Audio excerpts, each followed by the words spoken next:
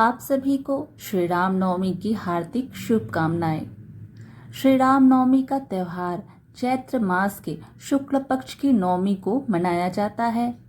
राम नवमी भगवान श्री राम जी की स्मृति को समर्पित है। श्री राम जी को भगवान विष्णु जी का 7वां अवतार माना जाता है।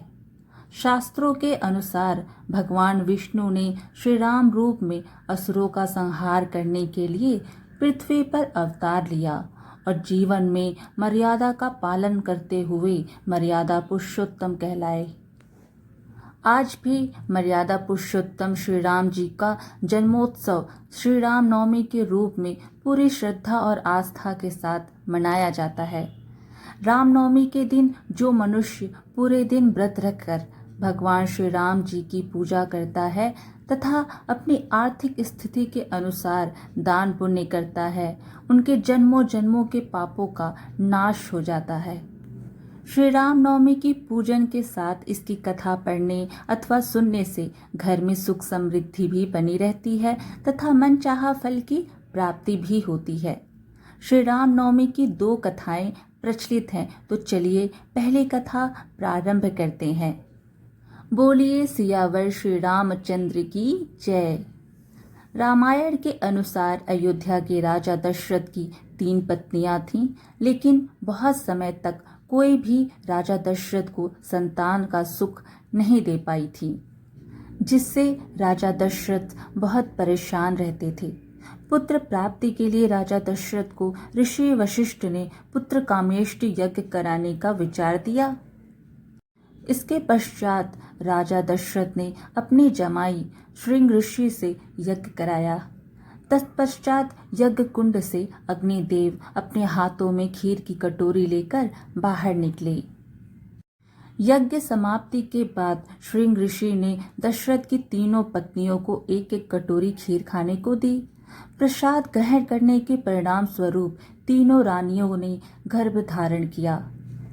जब चैत्र मास के शुक्ल पक्ष की 9वीं तिथि को पुनर्वसु नक्षत्र में सूर्य, मंगल, शनि, बृहस्पति तथा शुक्र अपने अपने उच्च स्थानों में विराजमान थे, कर्क लग्न का उदय होते ही महाराज दशरथ की बड़ी रानी कौशल्या के गर्भ से एक शिशु का जन्म हुआ, जो कि नीलवर्ण चुंबकीय आकर्षण वाले, अत्यंत तेजोमय, परम कांतिवान तथा अत्यंत सुंदर थी।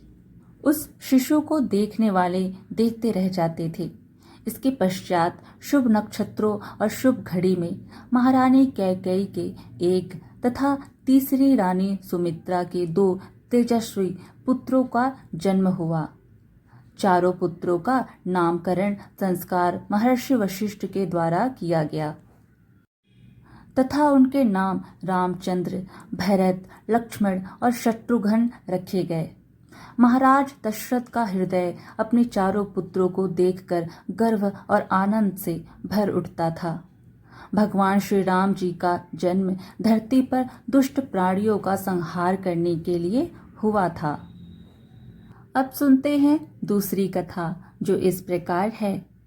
पौराणिक कथानुसार वनवास काल के दौरान श्री राम जी, सीता जी और लक्ष्मण जी वन में जा रहे थे।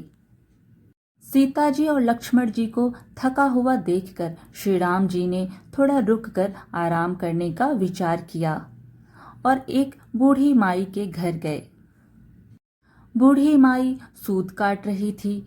बूढ़ी माई ने उनकी आवभगत की और बैठाया, स्नान ध्यान करवा कर भोजन करवाया।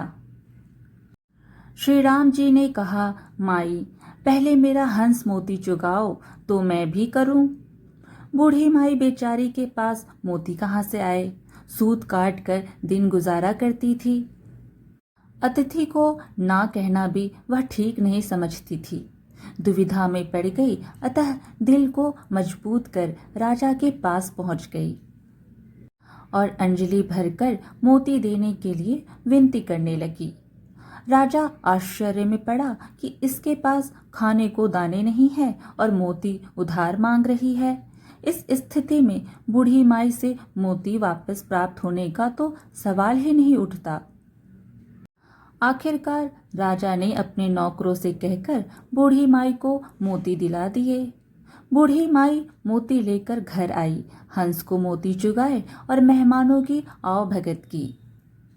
रात को आराम कर सवेरे श्री राम जी, सीता जी और लक्ष्मण जी जाने लगे। श्री राम जी ने जाते हुए उसके पानी रखने की जगह पर मोतियों का एक पेड़ लगा दिया। दिन बीतते गए और पेड़ बड़ा हुआ। पेड़ बढ़ने लगा और बूढ़ी माई को कुछ पता नहीं चला। मोती के पेड़ से आस पड़ोस के लोग चुन चुन कर मोती ले जाने लगे।